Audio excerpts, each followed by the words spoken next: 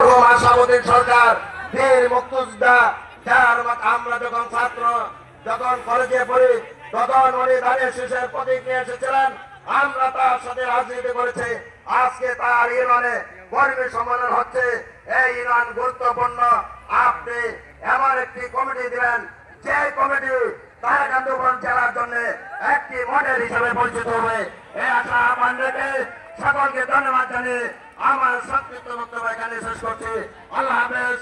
বাংলাদেশ জিন্দাবাদ, বাংলাদেশ জাতীয়তাবাদী যুবদল জিন্দাবাদ, দেশের নেত্রী বেগম খালেদা জিন্দাবাদ, আগামী দিনে রাষ্ট্রনায়ক তারেক রহমান জিন্দাবাদ, জননেতা মুতাসির তালুকদার জিন্দাবাদ, কাকদ্বীপবাসী জিন্দাবাদ। ধন্যবাদ। এই পর্যায়ে সংক্ষিপ্ত বক্তব্য নিয়ে আসছেন বাংলাদেশ জাতীয়তাবাদী ছাত্র সড়ক দল তারাকান্দি উপজেলা শাখার বিপ্লবী আহ্বায়ক, নবগঠিত তারাকান্দি উপজেলা বিএনপির আহ্বায়ক কমিটির অন্যতম সদস্য জনাব সাইদুল ইসলাম মন্ডল সংক্ষিপ্ত বক্তব্য নিয়ে আসছেন।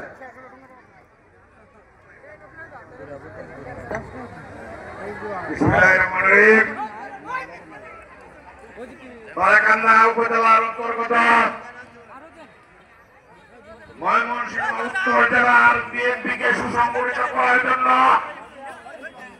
আজকে সারা বাংলাদেশে ইউনিয়ন পর্যায়ে কর্মী সম্মেলনের মাধ্যমে নেতা নির্বাচনের যে প্রক্রিয়া শুরু হয়েছে তার অংশ হিসাবে আজকে তাকাকনি ইউনিয়নের কর্মী সভার সম্মানিত সভাপতি আমাদের প্রাণ প্রিয় নেতা ময়মনসিংহ যার হাত ধরে যুব সংগঠিত হয়েছে, বিএনপি সংগঠিত হচ্ছে।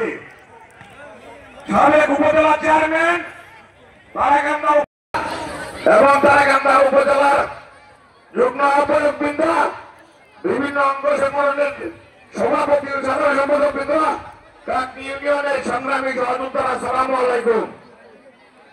আমি নেতাকে একটি কথা বলতে চাই, যখন আপনি তারাকান্দা রান দিতে এমন একটি নেতাকে নেতৃত্ব দিবেন যারা বিএনপি কে সুসংগঠিত করবে।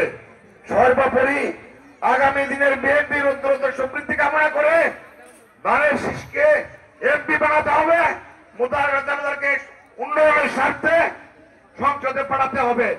সেই আশাবাদ ব্যক্ত রেখে সকলের স্বাস্থ্য কামনা করে আজকের এই কর্মী সম্মেলন সফলতা কামনা করে আমি আমার বক্তব্য শেষ করছি। ধন্যবাদ সবাইকে। আসসালামু আলাইকুম। কাকদ্বীপ ইউনিয়ন বিএনপির বিপ্লবী সাংগঠনিক সম্পাদক পদপ্রার্থী জনাব আব্দুল হক আমাদের মাঝে উপস্থিত হয়েছেন।